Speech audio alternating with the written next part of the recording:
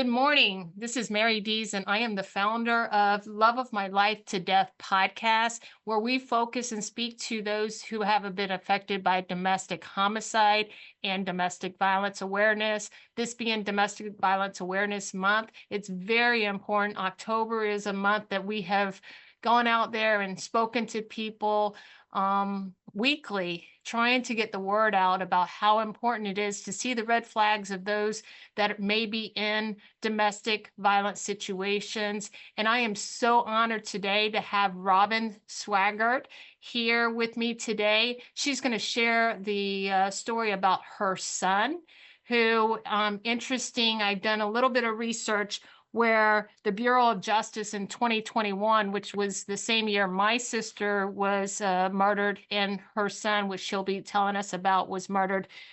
Intimate partner statistics were that women were 34% of all murders towards women were due to intimate partner, where it was 6% of men that were involved in murders of intimate partners. And sadly, and my heart is, I've read a little bit about Mitch, and I am just so sad and heartbroken that you as a parent had to go through such a tragedy. But I am so honored to have the opportunity to learn about Mitch, and I open the podcast to you to share what you feel is important, the history of him, his legacy, and just thank you for being here.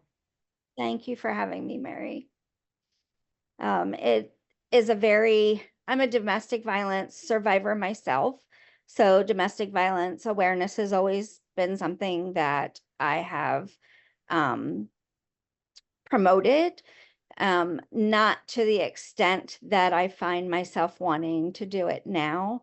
There is so much being done for women who are victims of domestic violence, and I think that is just wonderful that we can get more awareness out there about domestic violence. However, what I have found since my experience with my son Mitch being murdered by his wife is that not either men who are victims don't feel comfortable talking about it, and you don't see much of it in the news. I have found out since Mitch was killed that 1 in 9 men are a victim of domestic violence, where women it's 1 in 4. So I have felt called to just get more involved so that hopefully we can get those statistics down. Right. And we don't lose more of our loved ones to domestic violence. Right, absolutely. Let's start. Tell me about Mitch. I like I said, I've seen some of the videos, and he just looks like a top-notch guy. He had a bigger than life personality, just the entertainer, definitely. My older son, who is 10 years older than Mitch, is more calm and laid back, and he was the athletic one, where Mitch was, if it involved dirt and motors, that was Mitchell. I think he started talking about driving truck when he could talk. And not just a truck, big 18-wheeler truck. A big truck, yes. My dad was a truck driver all of my life. In fact, he's 84. He just retired 2 years ago. Oh, wow.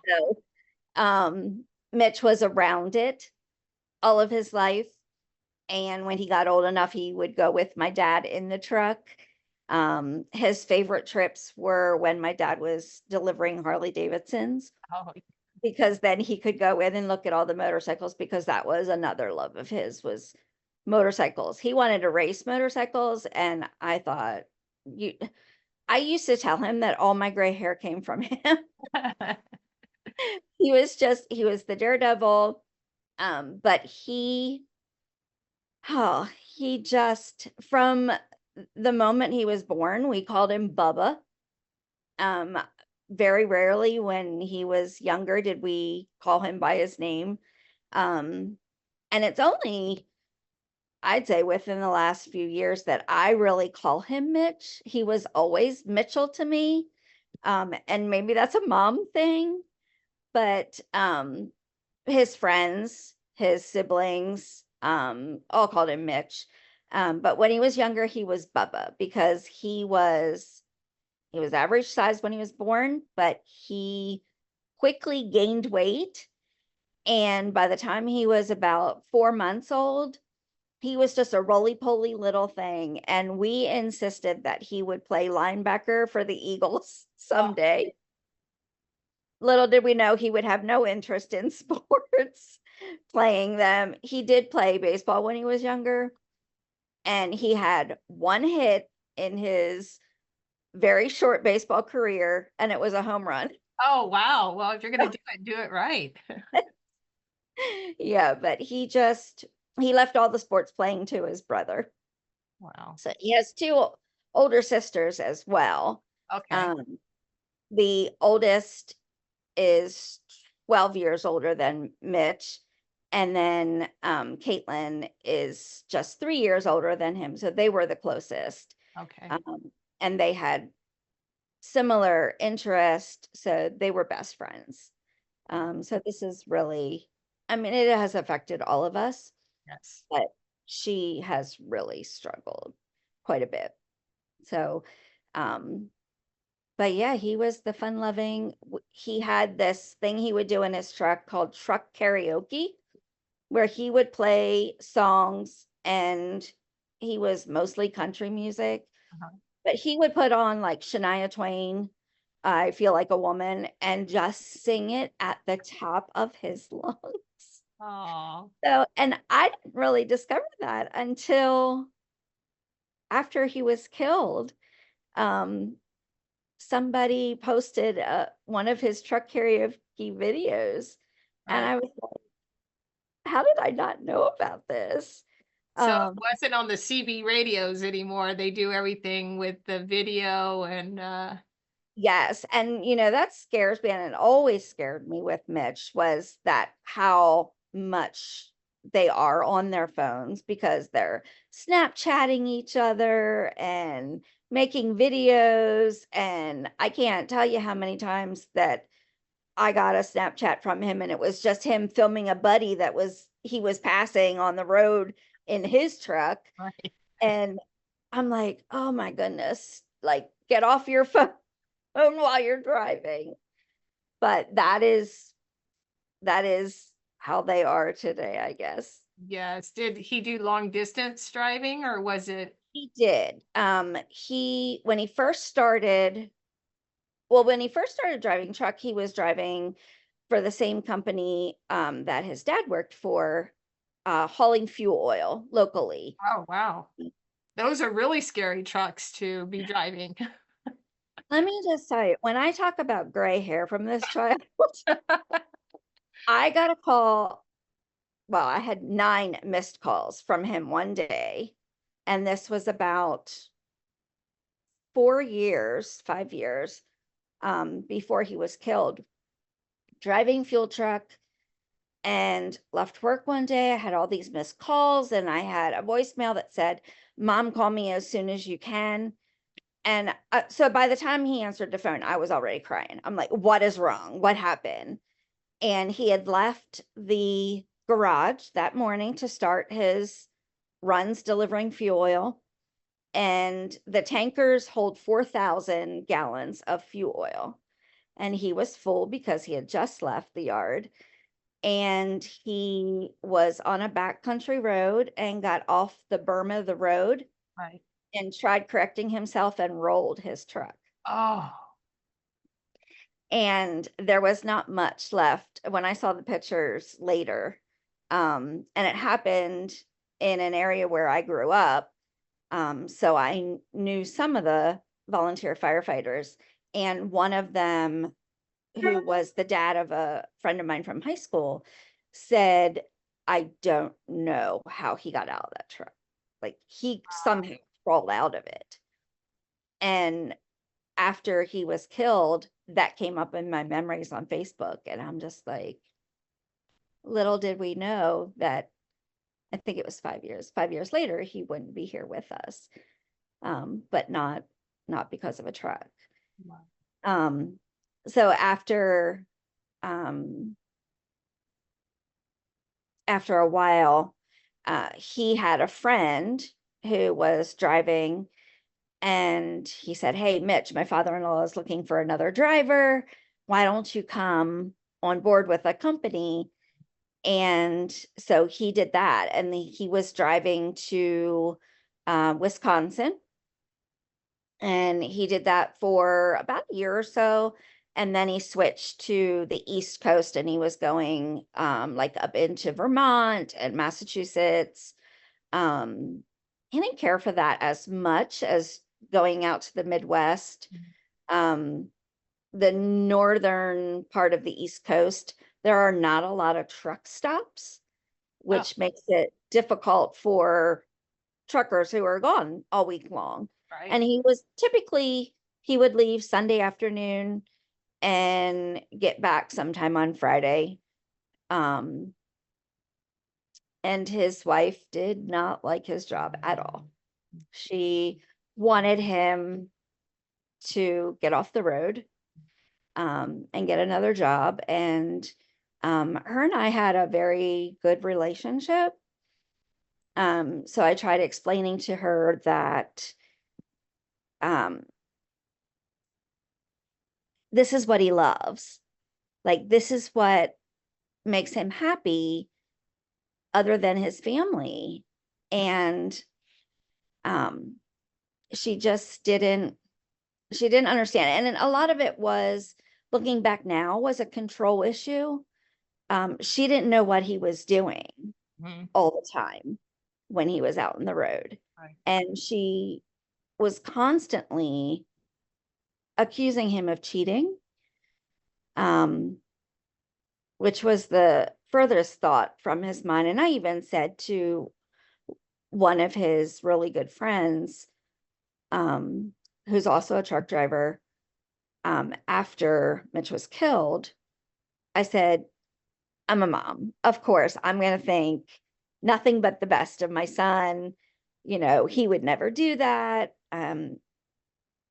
You know, we are Christians. When he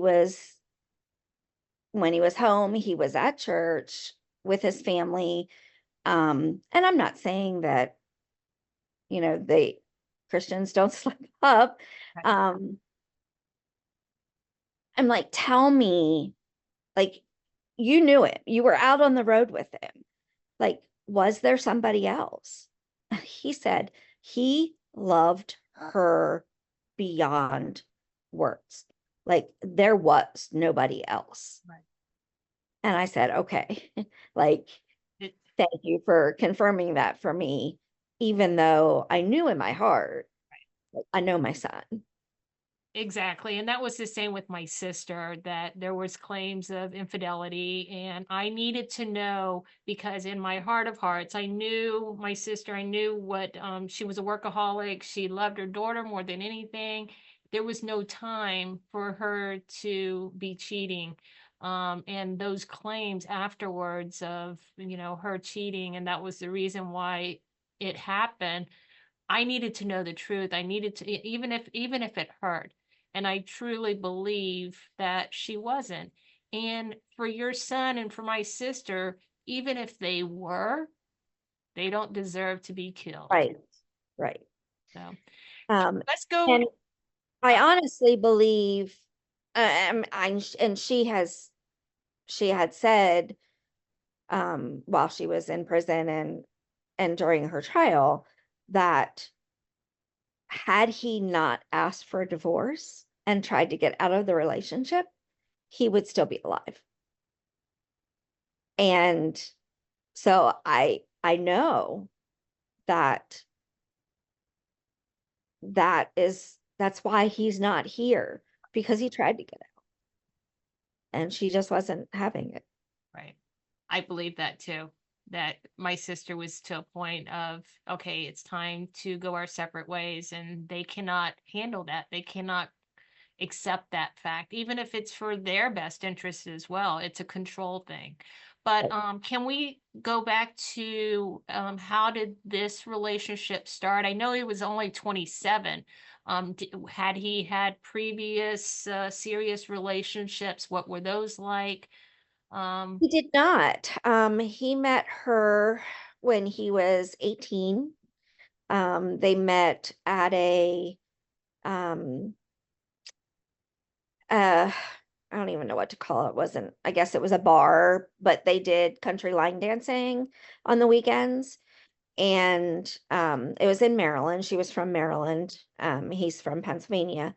And he would go down there with his buddies, and he saw her and told one of his friends, like, that's the girl I'm gonna get. And she resisted his advances for a while, and then they did start dating. They were only dating, they started dating, I believe, in 2010. I think that's right, because their oldest son was born in, no, 2012, because Grayson was born in 2013. They had only been dating a few months when she got pregnant. They broke up for a couple months and then got back together, and it was an on and off relationship. She would, get controlling. She was physically abusive. She was verbally abusive. And he would say, not having any of this. He knew what I had been through. He's like, I'm just going to move on with my life. But he kept going back because he wanted to be there for Grayson. So Mitch was Grayson was born 4 days before Mitch's 19th birthday. And I was concerned, because I thought at 19, I felt that he was still somewhat immature. And I didn't know how he was going to handle being a dad at such a young age. And when I tell you, he like surprised me from the time he found out she was pregnant. Like, he's like, okay, I need to get my life together, because now it's not just me. Right. Now there's a child. And he had the neatest relationship with Grayson. They were buddies. And Grayson went with his daddy over the summer when he wasn't in school. He was with daddy in the truck. And so it made Mitch grow up quickly, but I think it was good for him. But their relationship was very rocky. Like, it was definitely not. Did he share the abuse, the physical, verbal abuse with you or with his friends or with anyone? Or like you said, men try to, keep that within themselves and not expose that? I think at first, we didn't really talk about it because I didn't personally see it. Once I personally started seeing it and started saying, Mitch, like, listen to me, this is not good. Like, you need to like separate yourself from her. And he was like, no, I need to take care of my family and I can make this work. And there was a point when Grayson was about 2 where they had been having an argument, and she got very mad and punched him in front of his dad. So then he knew that this was going on too. And Mitch did decide to, they were living together at that point, but he decided to separate, and he filed a PFA. But I think like a lot of people, the first time I went for a PFA, like I didn't follow through with it. I got the original one. Then when it came time to, I was like, oh, no, I'll be okay. Right. And Mitch was like that too. But they had separated there for a while. In fact, she had married someone else. Oh, wow. In like, I would say 6 to 8 months, she was living with someone else. And not long after that, married this person. And then like, a year or two later, called Mitchell and said, accused her ex-husband of being abusive and saying, I need to get out of here. And Mitch said, you and Grayson will come stay with me until you can find a place. Mm-hmm. And he had called me and said, Mom, I know what you're going to say, but this is the situation. And I said, okay, well, what is she, what's she saying that he was doing? And he said just that he was being abusive. And he said, I can't have the mother of my child and my son living on the streets. And I said, well, if you left them live on the streets, I would have a problem with you. That's not the way you were raised. And when she moved back in, it seemed to all of us on the outside like they had finally figured out that, hey, we want to be with each other. We have a family, and we're going to make this work. And not long after they were back together, they announced that they were pregnant. And everything seemed to be going okay. So we were all happy. And Garrett was born.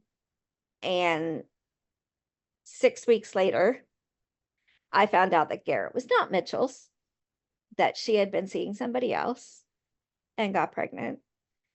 I found out later at the trial that all of what she told me at that point was indeed a lie. She was telling me that the father of the baby didn't want anything to do with him, that he wanted her to have an abortion, that she had scheduled it, and the morning of, she couldn't go through with it, and Mitchell said, I will raise this child. So he knew. He knew. Okay. And I'm thinking, okay, that sounds like Mitchell. And he did. I mean, he was a dad to Garrett just the same as he was to Grayson. It didn't matter to Mitchell that Garrett was not biologically his. Wow. Was his son. And we came to find out that that was not how it happened, that the man that she was pregnant by, she had told him she had lost the baby. So he didn't even know until like 6 months after Garrett had been born that he indeed had a son. And he fought her for every bit of visitation. He was generous in giving her child support. Like he wanted to be there from day one. So it And sounds like she picks good men. yeah. Sounds like he,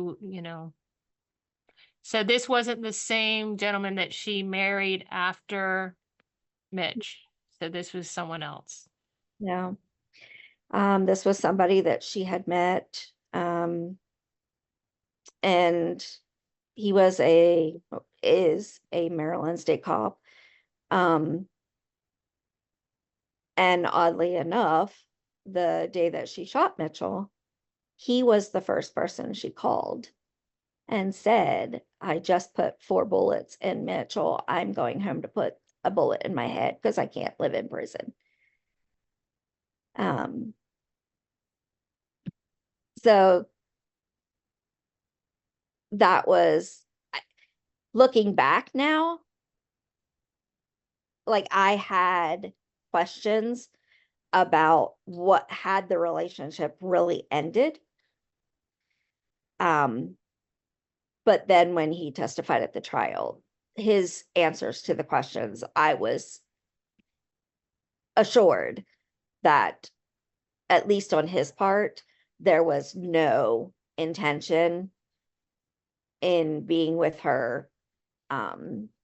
She did apparently, a couple weeks before she had killed Mitchell, had called him and wanted to get back together with him. And he was like, no, that's not happening. Um, but then and so it was, and I'm sure you had this too, like things that I look back on now, I think, oh, why didn't that send up red flags? Yeah. Like, I just, I don't know. And a lot of it, I think at the beginning was guilt Mm-hmm. because I felt like I should have saved Mitchell. Right. In fact, the first couple months, I repeated that a lot. Like, I should have been there. I was living with them. Mm-hmm. Um, she had said to me the week leading up to when she shot him that if she couldn't have him, nobody else would. And I didn't think anything of it at the time. Um, and because it was Valentine's Day, um, my husband and I had only been dating 3 months at the time. So I had said, I'll cook you dinner at your house, for Valentine's Day. And after I had found out that Mitchell had been shot, I was like, why wasn't I at the house? I could have stopped her. And, everyone, that was my mindset, but everyone kept saying, but she could have shot you too. So I kind of realize that now, but I still have that mom guilt. We're supposed to protect our children. Right. He was an adult, but he's still my child. And I didn't protect him, even though I saw all these things. And him and I discussed, like, you need to get out of this. Even before, and they didn't get married until 2019. Even before they got married, I said to him, are you sure that you want to do this? Like, your life is so chaotic. It was so up and down. They were either the best of friends and so in love, or she was breaking furniture and throwing things and hitting him. But he went through with it And because he did love her. this was after the second child was born that they Yes. got married. Yes. Yeah. The boys were 6 and mm, a year and a half old Wow. when they got married. And then after they got married, she started talking about having another child. And he was like, I don't want any more children. And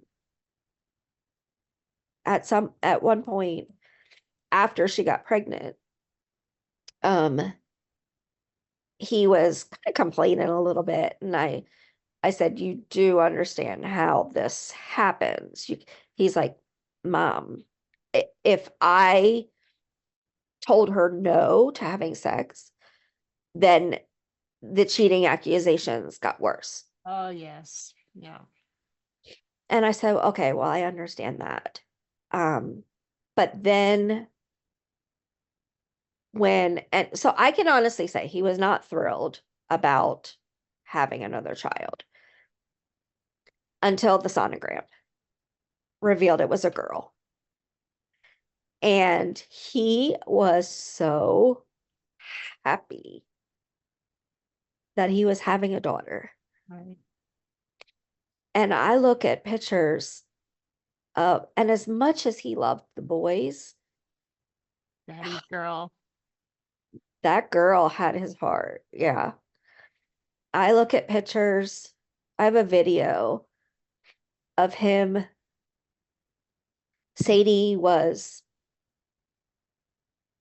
uh maybe 6 to 8 weeks old, and he had her in his arms and was dancing with her in the kitchen to I Loved Her First. Mhm. And there's another video where he's sitting on a step holding her in his arms, looking into her eyes and singing. There's a Tim McGraw song. um I don't know if it's called My Little Girl but something about his little girl, singing this song to her, and it was just like, yeah, that that little girl had him wrapped around her little finger before she was even born. He would have been such a great girl dad. Sounds like an amazing dad overall. He was. He would have done anything for his wife and his children. Right. And And that's why he works so hard. she was older than him by A a year, couple years. yeah, a year and a half, maybe. Okay. And Yeah. had the police ever been called in their relationship and They- or the prior relationships that she was involved in? I don't know about the prior relationships. I know after Mitch was killed, um, the mother of the guy that she had married in between when they split up messaged me on Facebook and just expressed her condolences, said who she was, and said, the only thing I keep thinking is that could have been my son. And I heard other comments from other other guys that she had dated, even back to high school. The same thing, oh, that could have been me. And of course, we do the why me? Why was it my son? Um,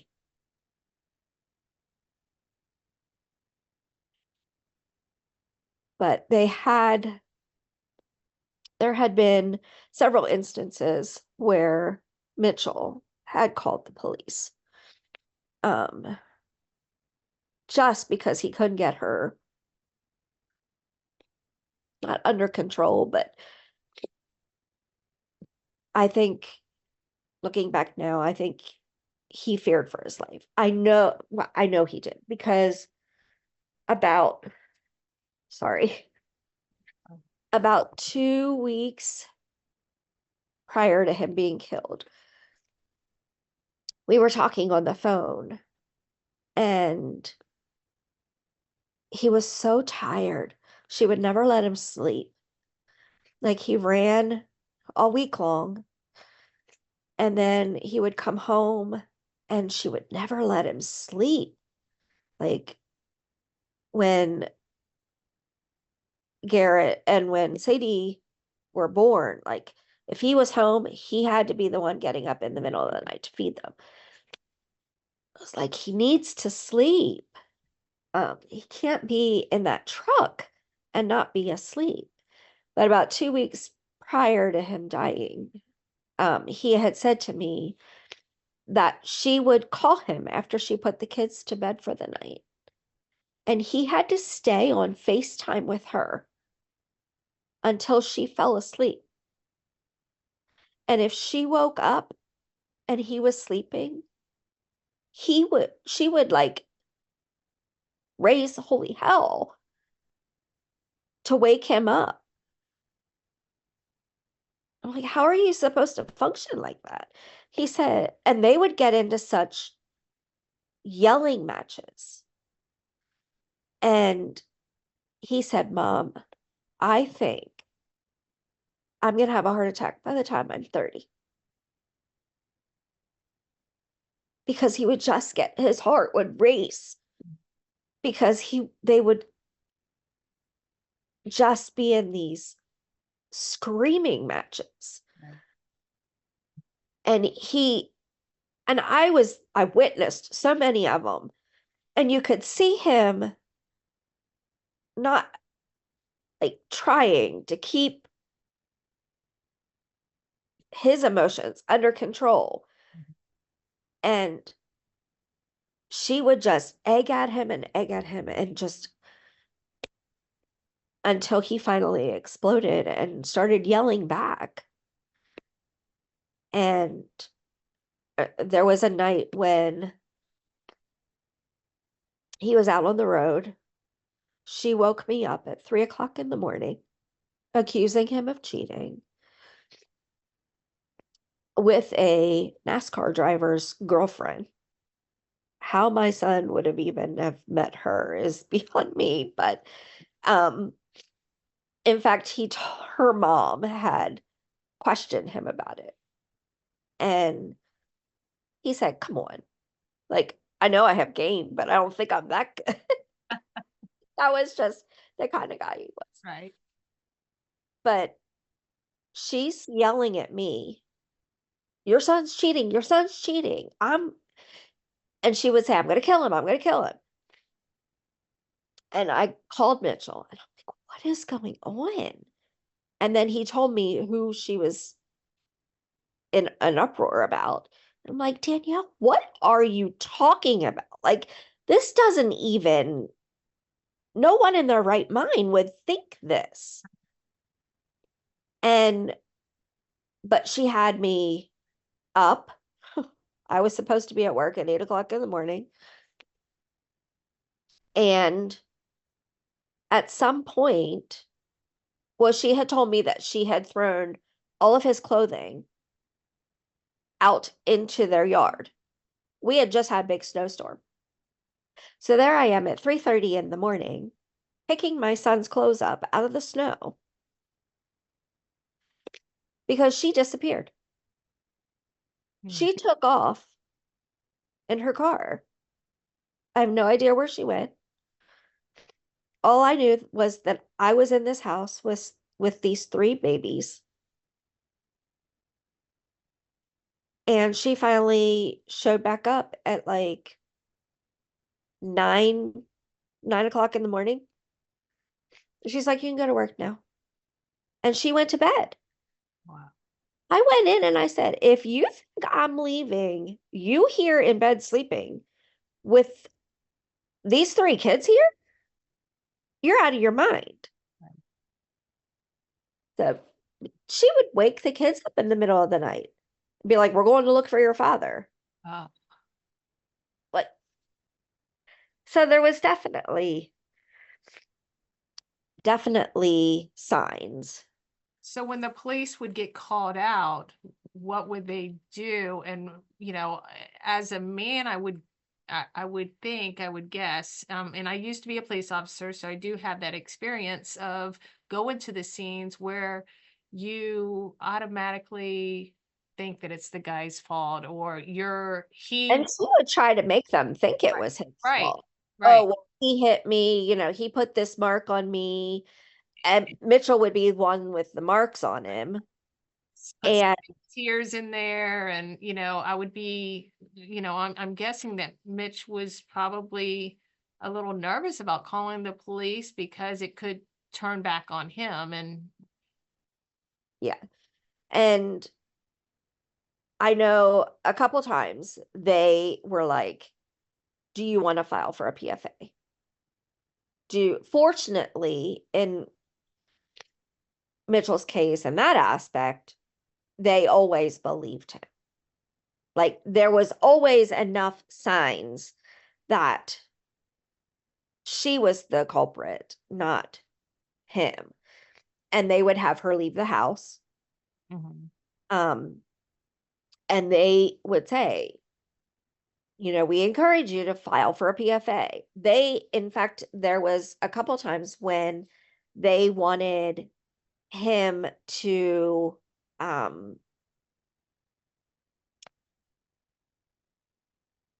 her committed for a psych eval. Or something along those lines. Yeah. And he wouldn't do it because he was afraid the kids would get taken away from her. Right. And I mean, I will say she was a great mom. She was very hands-on, very involved, very like she lived for her children. Mhm. Um, Did the police offer the same type of services for him that they would for a victim that was a woman? You're in Pennsylvania, right? right. So, As far as I know, yes. mhm, Because I was never there um when the police were called. okay. Uh, I only lived with them for 6 weeks. Oh, okay. So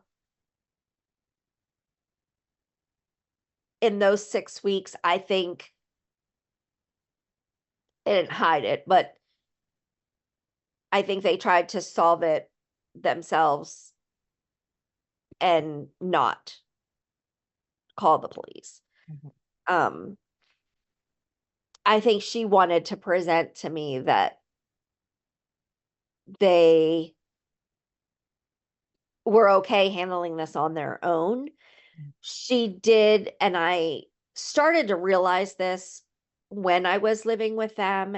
And then after Mitch was killed, I was like, okay. Um, she was trying to turn me against him. She would tell me things that would make me be like, is he really doing that?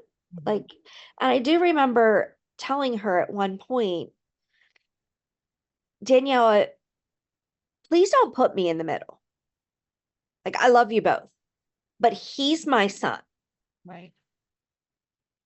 And unless I know for sure he's wrong,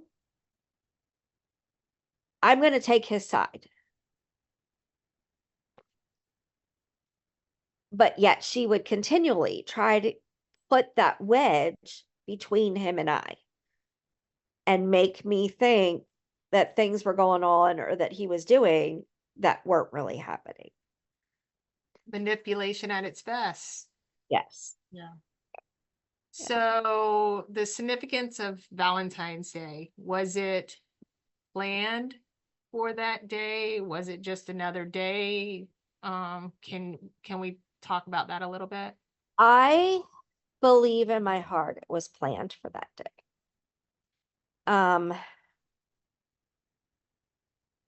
I I don't know this for sure. Um, but I believe that she tried getting back together with him, tried pulling it's Valentine's Day, can't we, you know, go for dinner or something? And when he did not want to do what she wanted him to do, then thought, okay, well then you're not going to be alive anymore. She had, there were quite a few things that I learned at the trial leading up to Valentine's Day that showed it was very meticulously planned. She had, because they, at first, her defense was postpartum depression. And then I think that at some point, because she did not have a doctor's diagnosis of postpartum depression, they switched their defense to battered women syndrome. And about a week or so before Valentine's Day, they had a friend who is a sheriff's deputy in Maryland, and she went to her and gave her this big sob story about how she was so afraid of Mitchell, and could she hold on to her gun for her because she was afraid Mitchell would use it on her. And so the friend took the gun, and Valentine's Day morning, he had come home, called her, and said he had started moving his things out the week before. After that incidents with her throwing his clothes out the window, accusing him of cheating again, he's like, I'm done. I can't. They were going through marriage counseling. She wasn't being cooperative. He's like, I am done. And so he called her that morning, said, I want to see the kids. And she said, okay.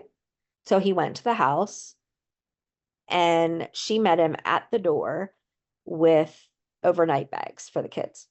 She said, you're keeping them overnight. He said, but I wasn't prepared to do that. Like, I'm going to my dad's. They're not prepared to have the kids overnight. She's like, I don't care. You're taking them. So he took the kids, and this made sense later when everything happened. After he took the kids, she went to her friend's house, their friend's house, and said, I'm here to pick up my gun. Friend didn't think anything of it, gave her the gun. And So it was her gun all it along. was her gun. Friend was holding it for her because she was fearful that it was going to be used against her. Yes, she was creating this elaborate story of being afraid. And then Mitchell got to his dad's, realized they did not have a place for the baby to sleep. Sadie was 3 months old at the time. And he called her and said, hey, can I meet you somewhere? Will you bring the bassinet for Sadie? So she agreed to meet him. And they decided to meet first at a mini mart, little gas station.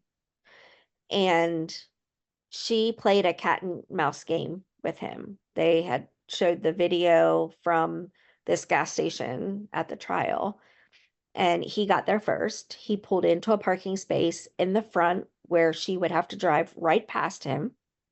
There was no way she would not be able to see where he was. And when she pulled in the driveway, she did drive right past him and drove to the back of the gas station.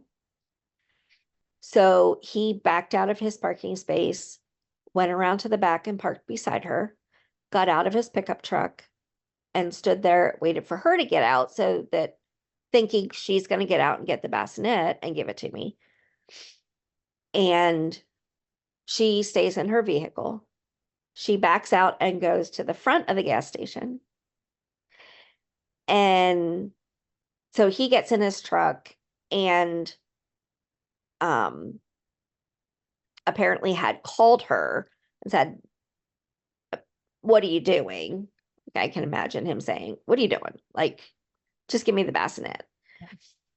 And he pulled back around front where she was parked, and she moved back again to the back.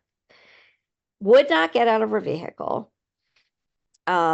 His phone record, their phone record showed that he called her a couple times, and I'm assuming to say, "Just give me the bassinet. Like, why are we playing this game?"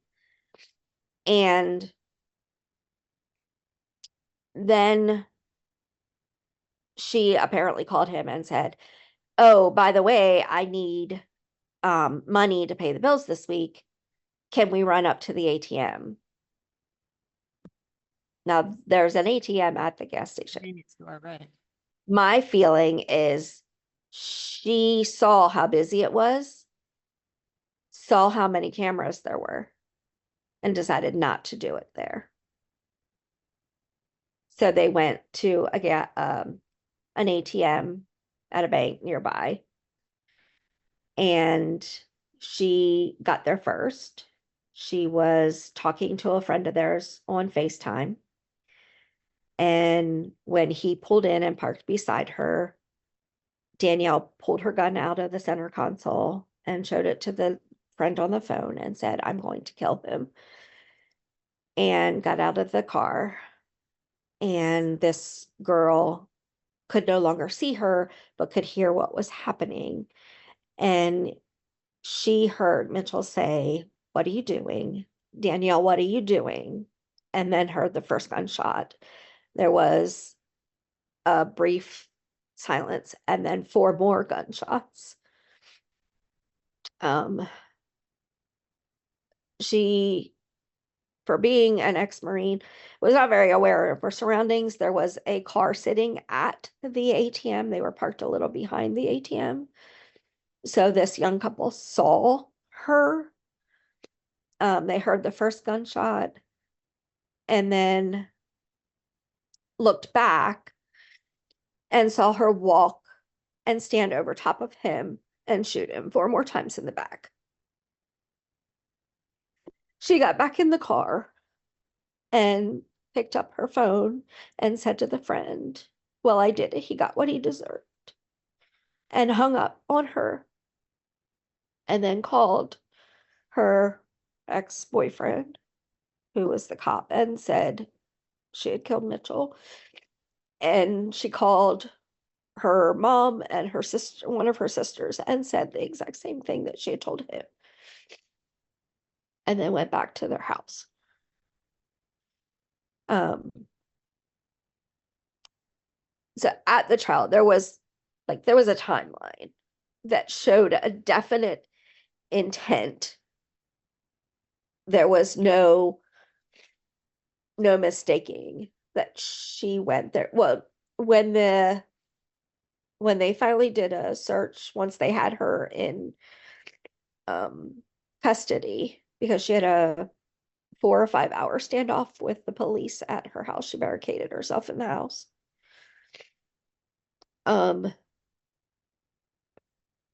When they did the search of her vehicle for the gun, they realized that there was no bassinet in the car. Oh, wow. So she never intended to give him. And that's why I say I believe she intended to kill him at the gas station, Right. but realized there were too many people around and too many cameras, and decided to go somewhere else. Wow.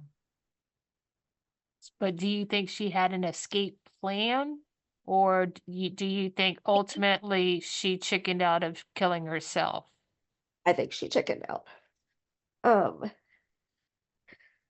She did take a bottle of depression medication that she was on. but she was very aware. Like, she was not passed out when they sent the CERT team in to get her. They had sent a drone in first. Um,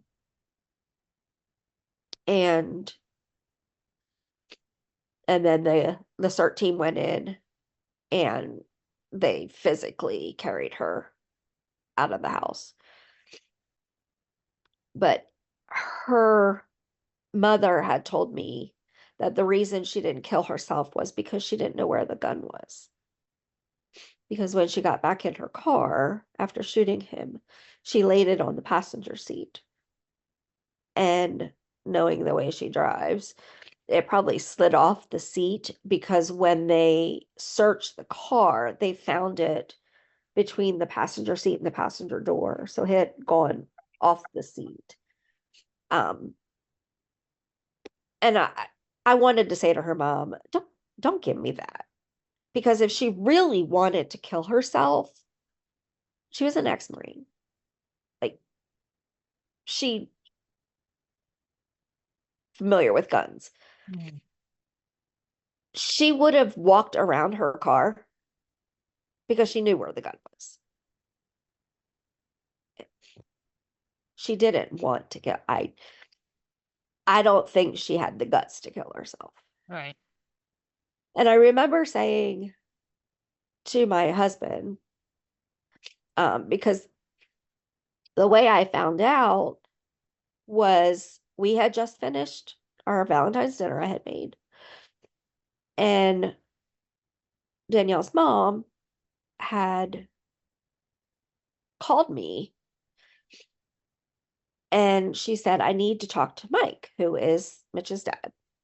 I'm like, okay, like, I can either give you his number, I can call him and tell him to call you. I said, what's going on? And she said, Danny just called us and said she shot Mitchell. I got hysterical.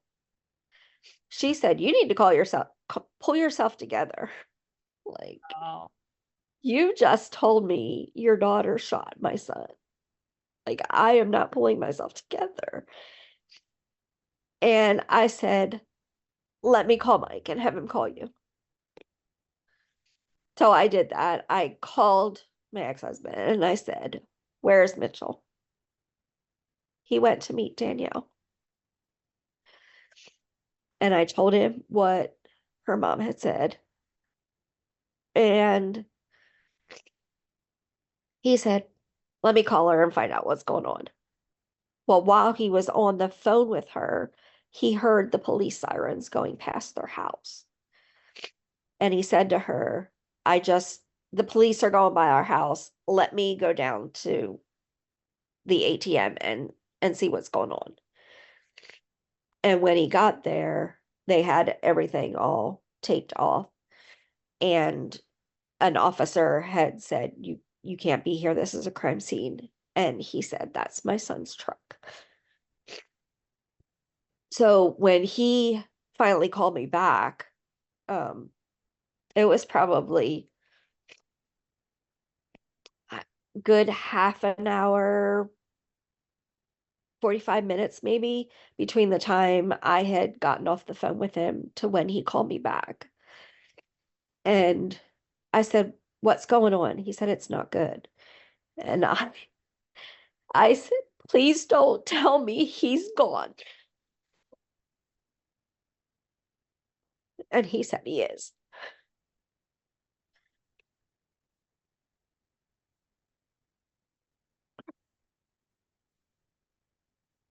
I think those were the two worst words I've ever heard in my life. yeah.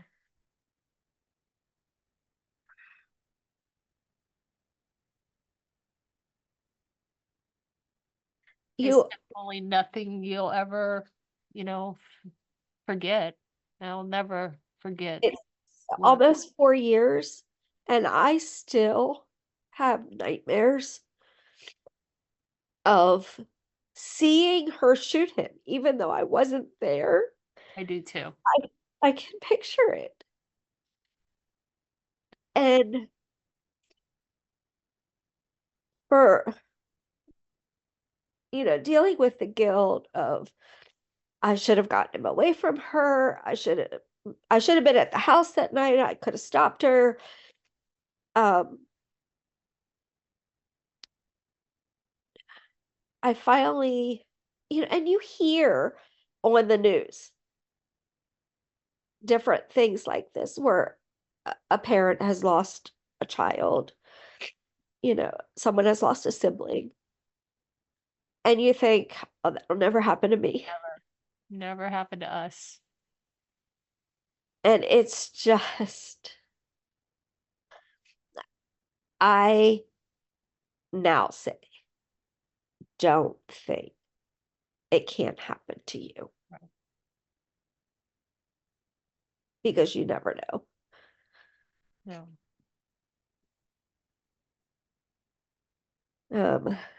That is definitely why, we share our stories, is to let people know things like this can happen to anyone. And no one ever wants to go through what we have gone through. And, losing a child, I mean, as much pain as I feel with my sister, being a mother of twins, 11-year-old twins, my I can't even imagine how hard that must be, as a parent, as a loving parent. Um, it's not anything we want to ever go through, or we want other people to understand. But the interesting thing is, people like you and I and others, we can meet and we have an instant connection of knowing and feeling that sadness and feeling that disbelief and the guilt and the our daily lives have changed forever. There's not a Yeah. day that will ever go by that we don't, shed a tear or feel that sadness or feel guilty of even smiling or laughing. Sometimes I catch myself and I'm like, my Yeah. sister would want me to be happy. She would want me to laugh and have joy and just, cherish every second we have here on earth. But there's always in the back of my mind, this thing that has taken control to a great extent of my life. But we do what we can to use that to help others, and that's really what I hope, is accomplished here. Yeah. Yeah. For a while, long time, the events leading up to me moving in with them for that short time where I had lost my job suddenly. Um, took me a while to find another one. And because it was during COVID, took me a long time to get unemployment. My landlord decided not to renew my lease, and I couldn't find another apartment. And Mitch's wife was the one that said, "You're going to move in with us." Like, that was how our relationship was. Mhm. She's There's no question. You're just going to move in with us. Live here for a little while, save up some money. You'll be a help with the kids. You get to spend time with your grandkids.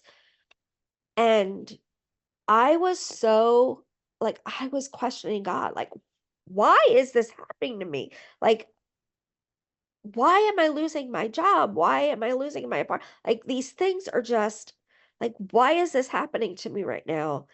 And after Mitch was killed, I was able to look back and say, he gave me those 6 weeks with Mitch.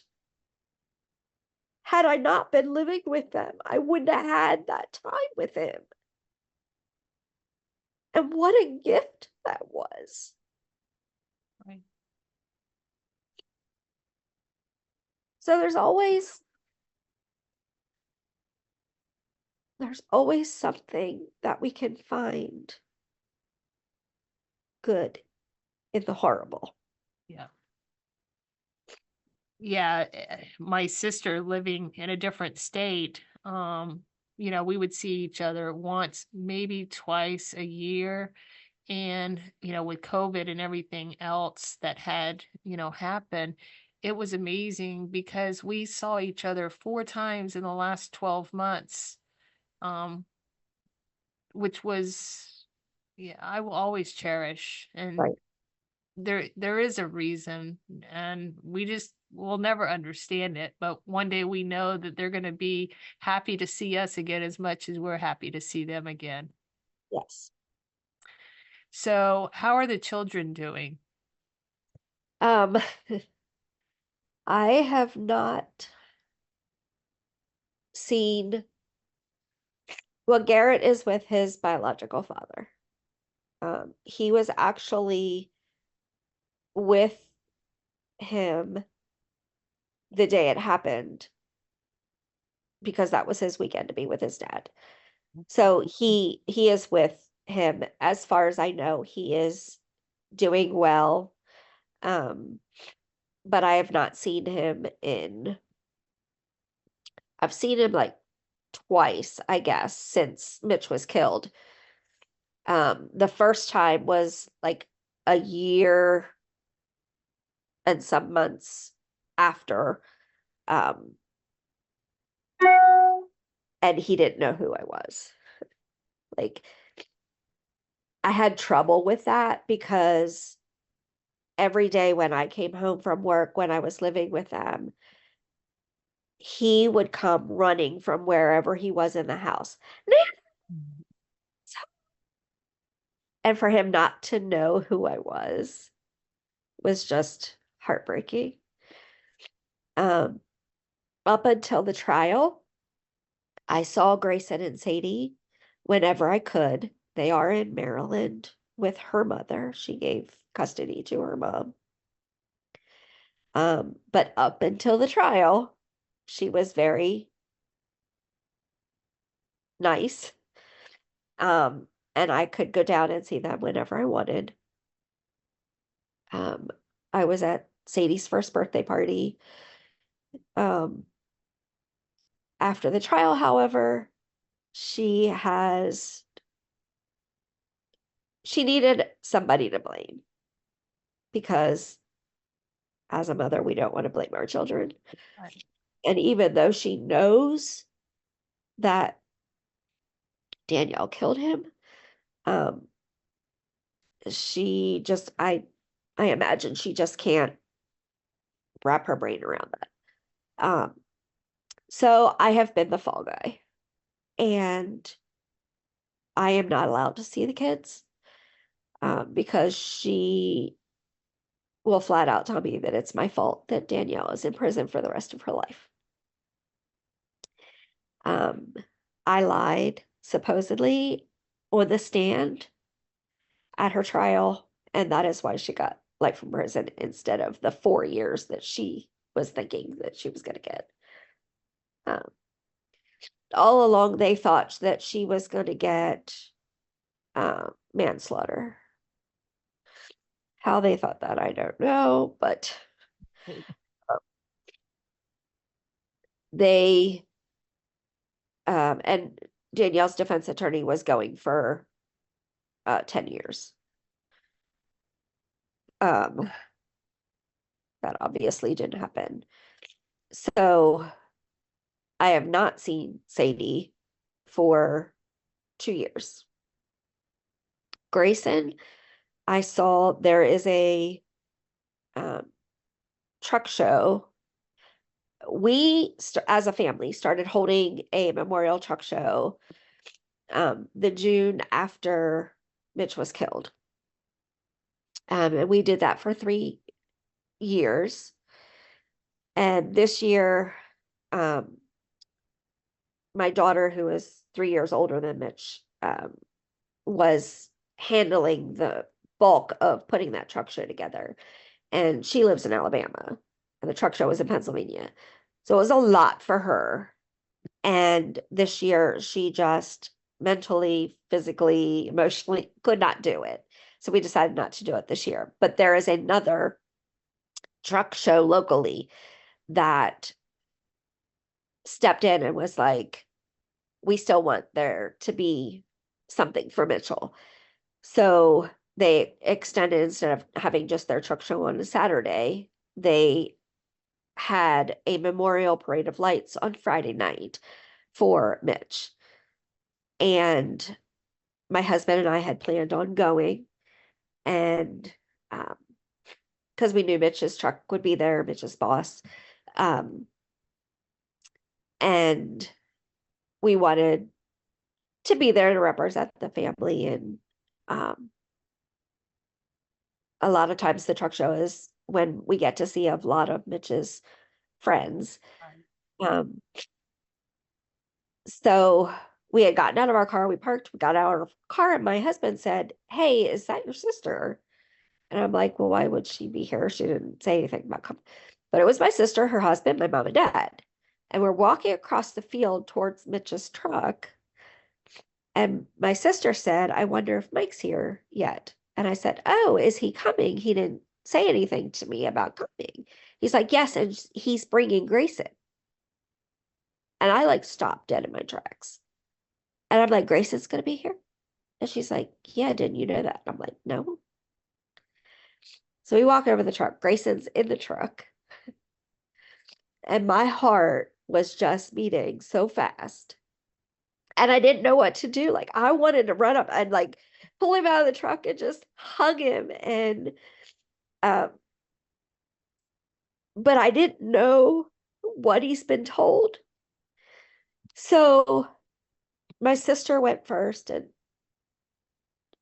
said hi, and she got Grayson to come out of the truck, and he came over, and I grabbed him and gave him a big hug, and I said, "Grayson, I love you so much, and I miss you and Sadie so much."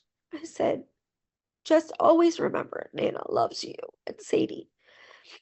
He said, "I love you too, Nana." And then he said, "I can't really talk to you because I'm afraid my mom will find out and she'll get mad." He's 11. Like, how do you say to an 11-year-old, you can't talk to your grandmother? Was there any legal things that you could have done to get, at least shared custody or I visitation? did research that. And the funny thing was, they had a will. They did not have it notarized. Had they had it notarized, my ex-husband would have gotten the kids. I believe he still would have given primary custody to her mom because they're younger than my ex and I. And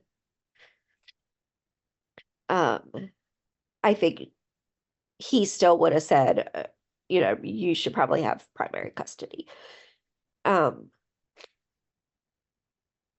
I had consulted 3 or 4 attorneys in that area, and Pennsylvania doesn't really recognize grandparents' rights.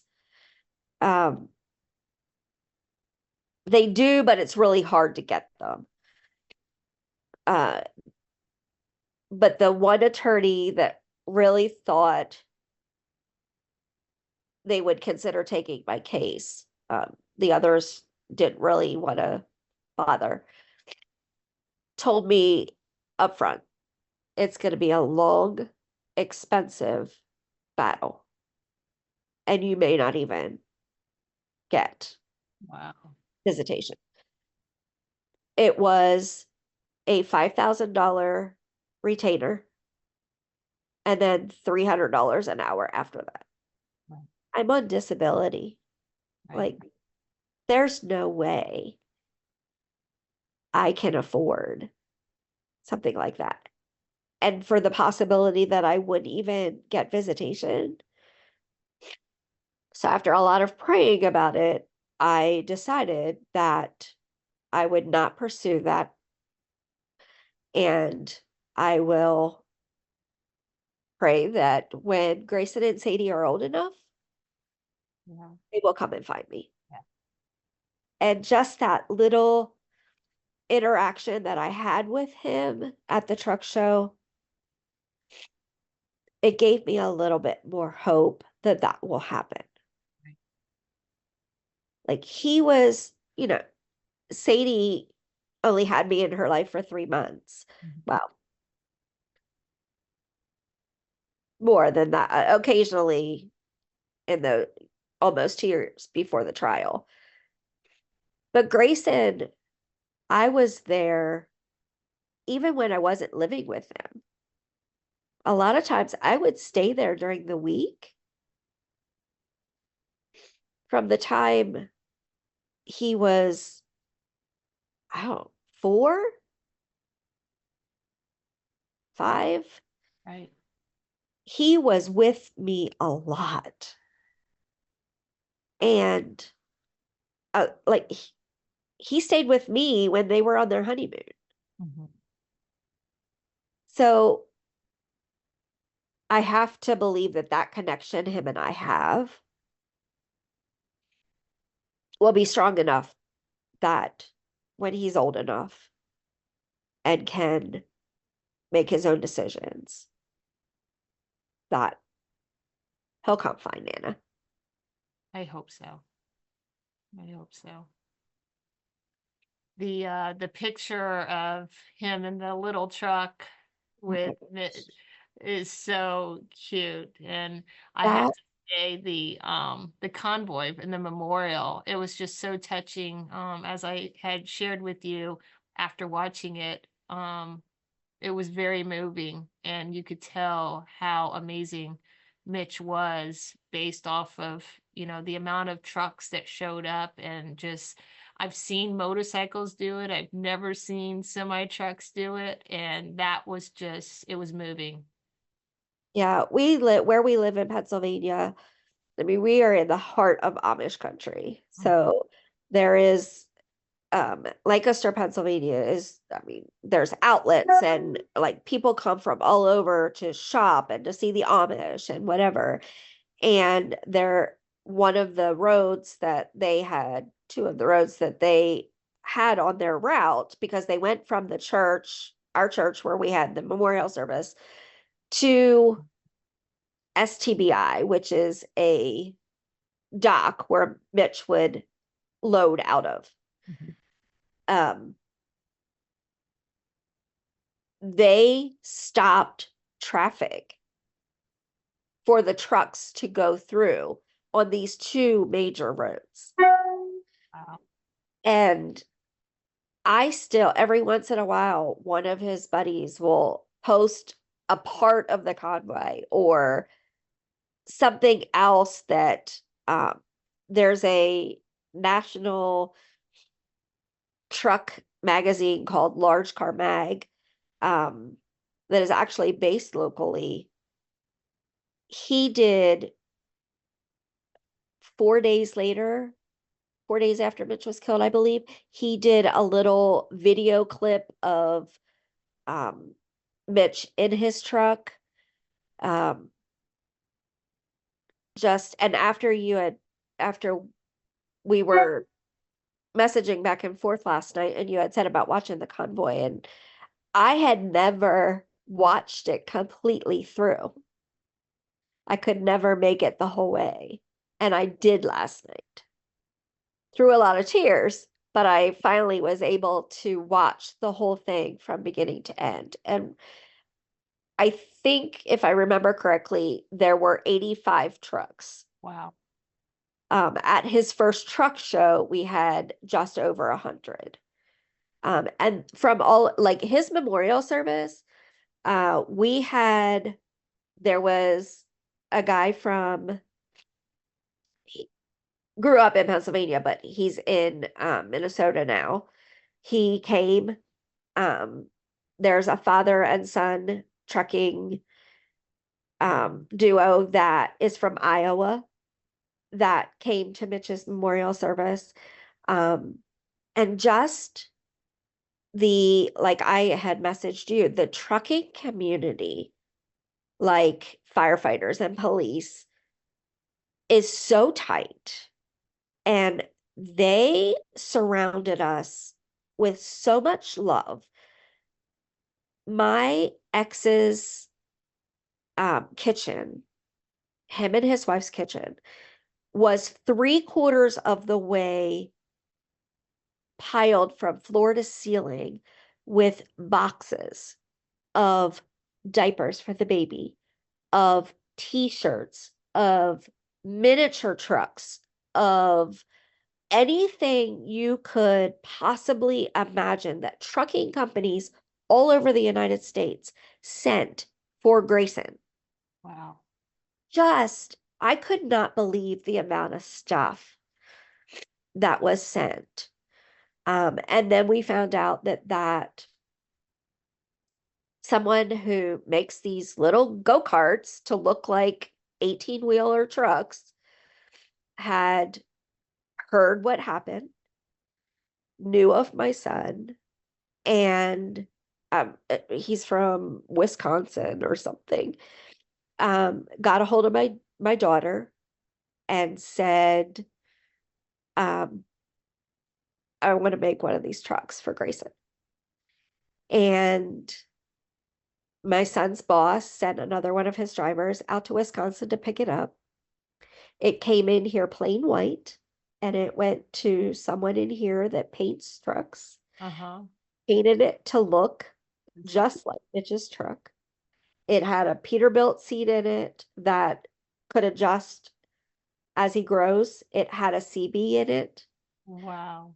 And our first truck show, the June after Mitch was killed, they had it ready and they unloaded it off a trailer, and this little boy's eyes, when I tell you, it was like Christmas morning, and he got in that go-kart. It reaches top speeds of 35 miles an hour. Oh, wow.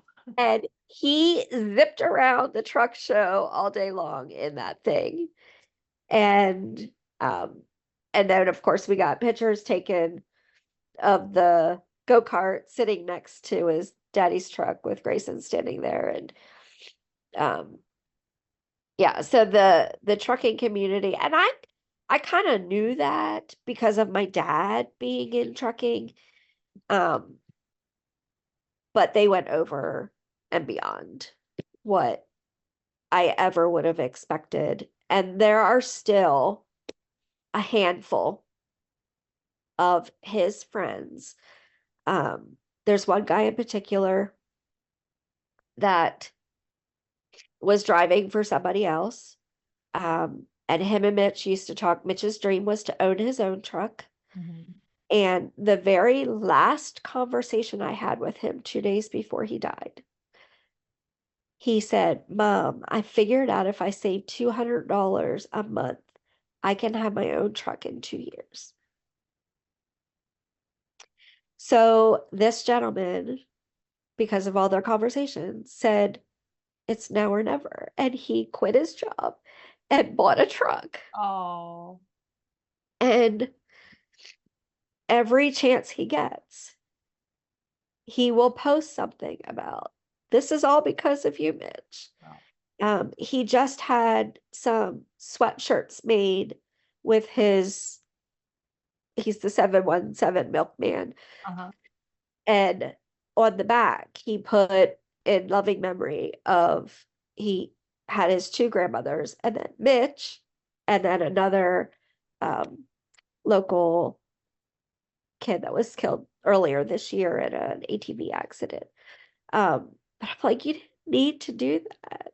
Like, he's like, Mitch is always going to get credit for the fact that I own my own truck now. That is so awesome.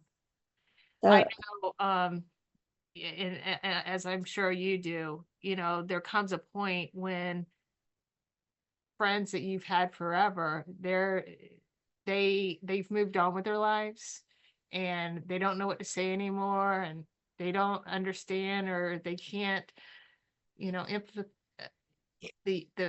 our feelings are too real for them, so they kind of drift off. And then there's those that you never thought would be there through thick and thin. I mean, they were acquaintances, or maybe, some of my closest friends, or those that have also had losses to domestic homicide. And there's a new bond of friendship and support that has come through. And I just, Yeah. I hope that that is what we have or will start to develop. I think that you are so amazing to be able to share information about your son and go and do good, sharing the story that it's not just women that could be victims of domestic violence and domestic homicide, that men are also at risk, and we need to bring awareness to that. So Yeah. I want to make it so that men don't feel like they're not going to be heard. Right. Because there was a time when, and I think still to a point there is, when women were that way. Yeah. And I want men to know that you are heard, you are seen. And yes, a little 5'1" girl can hurt you. Yes. Um, so one of the neatest things with all of his friends that still check up on me and whatnot, there are two. One is a friend of his from high school who at his memorial service told me that they were expecting twins and they already had twin girls. And wow. Brian said to me, if at least one of them is a boy, would you be okay if we named him Mitchell Chase? like that would be amazing. And they had twin boys. And instead of it, one of the boys is Chase Mitchell, because they said every time after they found out they were having boys, every time they would call one of the twins Mitchell Chase, they would both start bawling. So they had to switch it around.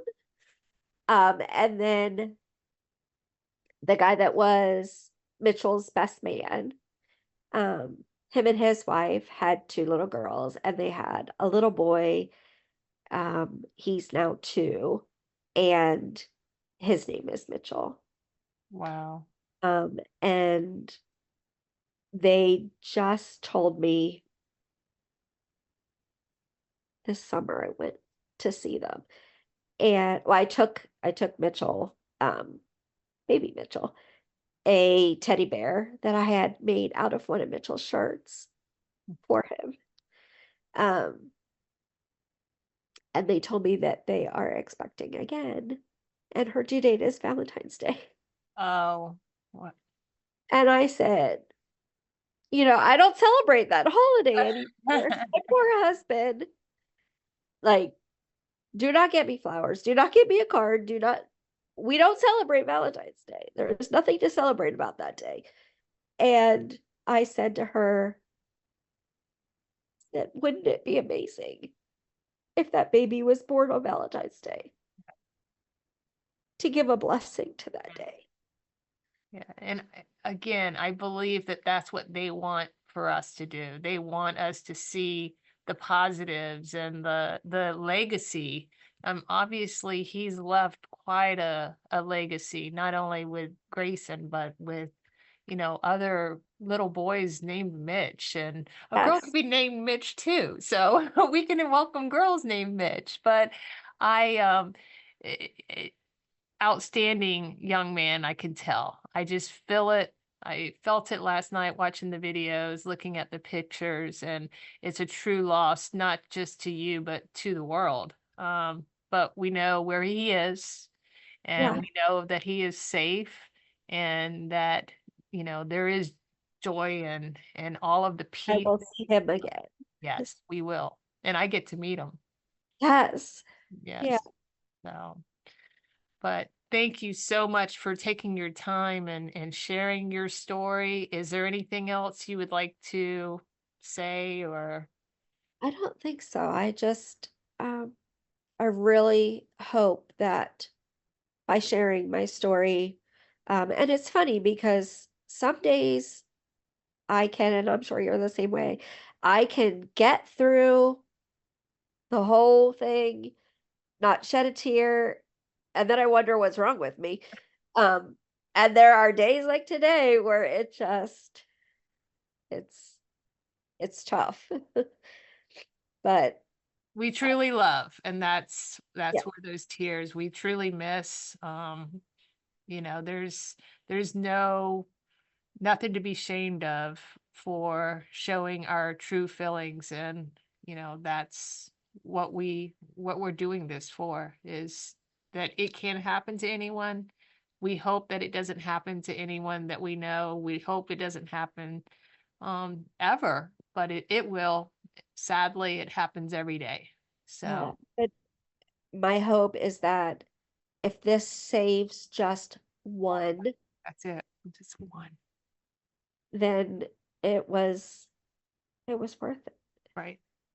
And I don't know if you looked at one of my previous podcasts, Shelly, she gives credit to my sister and she gives credit to me, which I'm just a platform. I don't want any credit, but that one that made a difference, she left that relationship. We are doing good by sharing our stories, by not keeping quiet.